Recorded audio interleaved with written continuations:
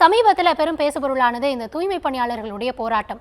அதனை தமிழக அரசு கையாண்ட விதத்தை நீங்க எப்படி பாக்குறீங்க? இப்போ அவங்களுக்கு அறிவிக்கப்பட்டிருக்கக்கூடிய திட்டங்கள் போதுமானது அப்படின்னு நீங்க நினைக்கிறீங்களா? இல்லை, தூய்மை பணியாளர்களுடைய கோரிக்கை வேறு, அரசாங்கம் இப்போது அறிவித்திருக்கிற திட்டங்கள் என்பது வேறு.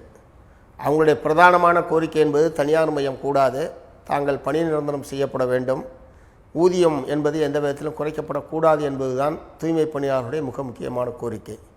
நான் சொன்ன இந்த விஷயங்கள் சம்பந்தமாக தமிழ்நாடு அரசாங்கத்தினுடைய அறிவிப்பில் எதுவுமே கிடையாது. ரெண்டாவது, கையாண்ட விதம் என்பது ரொம்ப ரொம்ப தவறானது. ஏறத்தாழ 13 நாட்கள் தொடர்ச்சியாக இந்த போராட்டம் இரவு பகலாக நடைபெற்றது.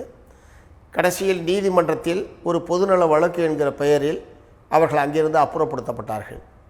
அதற்கு முன்பாகவே தொடுக்கப்பட்ட வழக்கில் தீர்ப்பு சொல்லாத உயர்நீதிமன்றம் நடைபாதையில் நடப்பதற்கு இடையூறாக இருக்கிறது என்று ஒரு தனிநபர் போட்ட ஒரு வழக்கின் மீது உடனடியாக தீர்ப்பளித்தது என்பதெல்லாம் ஏற்கக்கூடிய விஷயமே கிடையாது.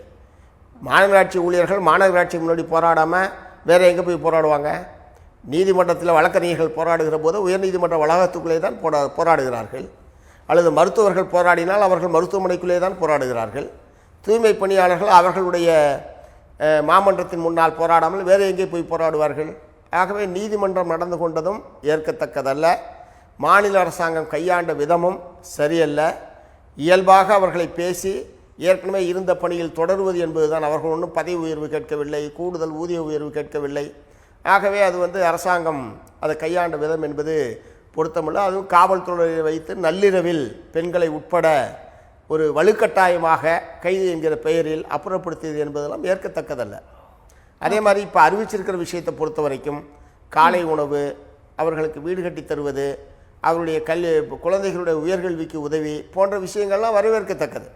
அதில் எல்லாம் மாறுபட்ட கருத்து கிடையாது. ஆனால் அவர்களுடைய பிரதானமான கோரிக்கை அரசின் சார்பில் இன்னும் கண்டுகொள்ளப்படவில்லை என்பதுதான் என்னுடைய கருத்து.